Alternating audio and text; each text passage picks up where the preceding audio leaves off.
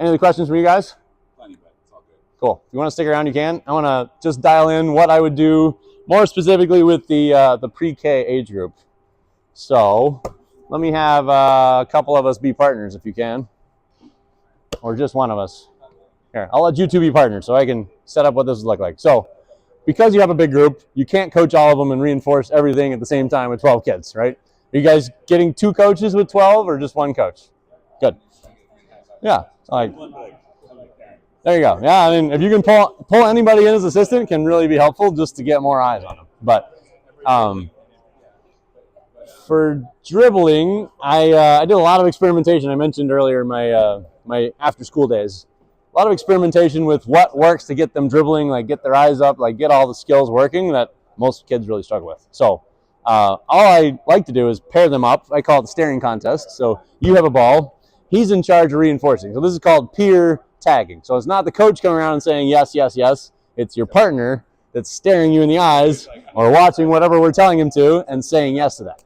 And so I would start with just fingers down because most players are like slapping the ball, their whole hand, right? Like this. We're trying to get them to go a little more flex of the wrist and a little more touch. So let's try that. Our tag point is fingers down. You're going to say yes every time she dribbles with her fingers down. And you can test him on that. Yes. Yes. Good. Yes. Yes. Now try some with your fingers not down. Like just slap it. See if he still says yes. There you go. We'll see a lot of that. All right? Yes.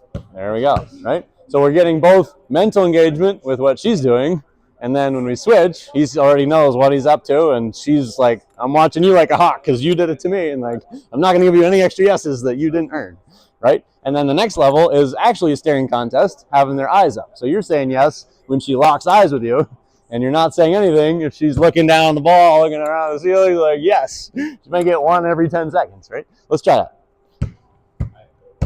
Yes. Good. Yep. Yes. Any glance up. You got it. All right, let's trade places. So he has ball. And for this, like if I had them all laid out along the baseline, I'd try to limit both how frequently we have to change the ball and definitely how frequently we have to change places. So I might stay with her and do like 4 or 5 things, like once with each hand, maybe once crossover, maybe even once on the move up and down, and then change who gets the ball to go the next round. So we're not constantly switching back and forth. Yeah, passing. I have a really good one for passing. I've worked on with my boys. I don't like how most people do passing. Let's try you with eyes up. You're saying yes if his eyes are up. Ready? Yes, yes, yes, yes. Yes, yes. There we go. Yes, Good. Yes, yes, yes. All right. So then let's try once on the move, just so you can see how this works. Let's give her the ball back.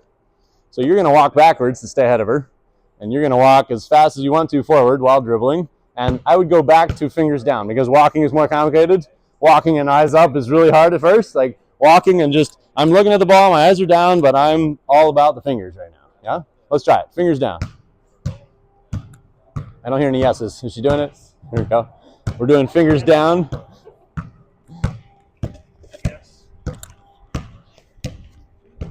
All right, so already we have a complication. Were we trying to get her eyes up or her fingers down?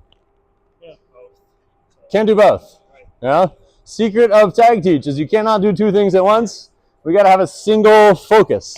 So it needs to be either fingers down, which is what she was doing, because that's what I said, or eyes up, which is what you were trying to do, right? That's why we were not getting as frequent yeses as I expected. So we can do that, like I said, stationary, on the move. Let me show the passing one since we brought that up. I call it triangle passing. Not much different than what we just did with our 3 guys, but rather than using the actual court for our pre-K, I would just set it up something like this. Since you got a ball, come with me. Stand on a dot. The rule is you can only move when you don't have the ball, and you can only pass to an empty dot. So pass to an empty dot, run to an empty dot. Pass to an empty dot, run to an empty dot. Good. Now we'll change it. I'm going to take the ball here so we can go the other direction. Good. There you go. And then the rule I've arrived at, I would. It's just easier to time it and catch it. And whatever I've got for timing, because she'll tend to wait, or I'll tend to wait if I have the ball, I'll wait too long to throw it before she gets to the next dot. So what I started doing is pass on her first step. So if you're right on the dot, I'm watching her feet. When she takes her first step there, that's when I throw the pass so that it arrives there at the same time.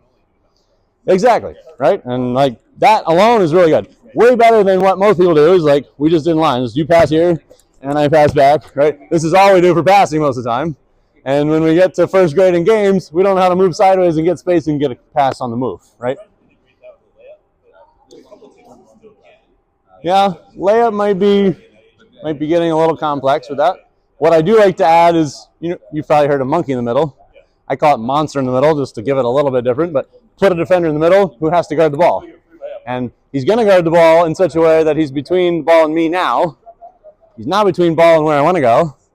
And so that's an empty spot still, and we can pass and move and catch it. Make sense? And then I've also done this, like stretch out this triangle with just alternating pattern dots all the way down the court. And we do that, pass, move, run, catch, pass, move, and we can add the monster. We can do some shooting at the end, yeah. And we can add the monster in the middle of that. So he's moving backwards down the court, guarding whichever side has the ball, while the other player is constantly moving. And that can just do wonders for our passing ability and leading someone to a spot with a pass and running and catching. Sure. Yeah, really big difference in strength. So hopefully you guys have like variable height hoops that you can find a little bit of success there. Yeah, 6 feet hoop and tiniest ball and figure it out, right? Yeah, most of them, I mean, they're really good. Like, I've got little ones, like they stare at the big people and they know what's up and like they know what they're supposed to be doing and they start to catch on to that pretty quickly. But yeah, I guess those two I just showed. Yeah. I did a silly run around the board. That's great. Yeah. I literally had them run completely around, and we did it twice because that was like the funnest thing. Yeah. What is one thing you want to Get the energy out with that is great. We literally just ran, Yeah. and they were like, we couldn't get anyone's attention for anything except me running kind of like that. Yeah. Well, and I did red light, green light with a mix. So I did Good. purple light, which is a dance, blue light, which is you crawl around. Yeah. That's good. What I like to do with dribble up and down, and there's a lot of chasing each other. That's great. Yeah. So we like to do red light, green light with specific footwork is actually my. So like it's jump stop this game on a red light. You got to hit 2 feet at the same time, or you got to go back, right? Or you got to get stride stop, even toes, or you got to do, we call it hockey stop. You got to turn sideways, like just get them comfortable with footwork. Integrated with red light, green light is great. And then swim, fishy swim.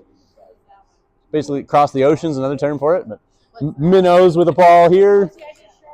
Yeah, sharks and minnows. Sharks and minnows. I don't know. When I moved up here, I knew it as sharks and minnows. When I moved up here from North Carolina, all the kids told me it was swim, fishy swim, and so I adopted that name. Yeah, sharks and minnows. So I like to do it with a ball. So you can do it with or without, but without a ball is simpler. They're all lined up on the beach. Right? They have to swim across the ocean to the other beach without the sharks, maybe 3 or 4 in the middle, playing tag, trying to get minnows tagged, right? I like to do it with a ball. So they're dribbling, trying to escape somebody, chasing them. Even my son a while back didn't want to do that and like being chased with having to dribble. So I was like, okay, carry the ball, but I'm running away from a shark. And, he would be a shark some of the time. And then I like to do Simon Says with the defensive focus. So Simon Says defense. So it's Simon Says defensive stance. Simon Says rebound. Like we're just doing imaginary motions, but it's like back pedal, slide, run forward, take a charge. Like you can do all the different things you can think of in the defensive category, and they love it. And you can play it as a. Yeah, I usually do like 3 or 4 minute warm up. Is like here's how to slide. Here's how to like we talked about X step, crossover, run. Contest a shot, rebound. I'm a big fan of shots on goal. So like whatever they can do to power it. Yeah, it's like I commonly call it power before precision, right? Everybody wants to be like, you look really good and you're precise 2 feet from the basket, but then we back up and we're like, whatever we can do. So like get the power going, get them on the goal where it drops in some of the time and like they'll grow like everybody else does, and by 6th grade they'll have a jump shot. There's a This couple is kids that great questions because you're pulling a lot from me. So I like to call it shoot from chin. So like that's what I'll incentivize. Like I try to tell them, and try to not tell them what not to do, like we talked about, right? So like shoot from chin is worth 5 points, even if you airball it. Shoot from chin, yes. Shoot from chin, yes. Shoot from chin. A little bit of refinement of that is thumbs together, because they'll tend to go like this, and the ball will go like all over the place. They'll go behind them, whatever. Like thumbs together allows them to basically do a chest pass where they're getting power upward at least, right? It won't be very accurate, but they will have power, and then refinement happens over the course of time, right?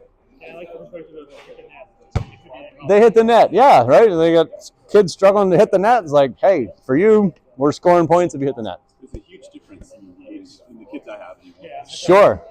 Yeah. What age do they start with? Is it 3, 4, 5? Yeah. Yeah. Big fours. So there's one kid that looks like a baby, and then there's Yeah. another kid that looks like he's 8. So Right. it's like, Wide variety in there. Like a professional basketball player, and I'm like, Yeah. dude, get off my team. Get to pull it up to the big league or You something. say, I was like, who plays the best? And I was like, I was like, my kid can Yeah. do that. Well, that might be a kid where, you talk to Jamie, like, hey, can we move him up with the kindergartners? Honestly, Because, he really, yeah, he- like it doesn't help him to be with his class. Like we have our own grading system for players as they age. It's like color based, like the black belt in karate idea is like separate skill from age, because like you're saying, like nobody's the same skill level at even 4 years old. And so like sort them out by skill, and everybody tends to have a better time, because there's nothing worse for that kid than being stuck with people that can't play. And yeah. Not teaching him to his. Sure. Like, he No, can that's do some skills. well, that's a challenge. Like if you have like you think about like a scatter plot on a chart, it's like everybody's along this line and he's up here. Is like if I teach to him, like nobody knows what I'm talking about, and except that guy. So there's a balance to be struck for sure. Yeah, I appreciate it. Yeah. thank you. One more thing I want to leave you with is open invitation to just hit me up and have me come to run practice.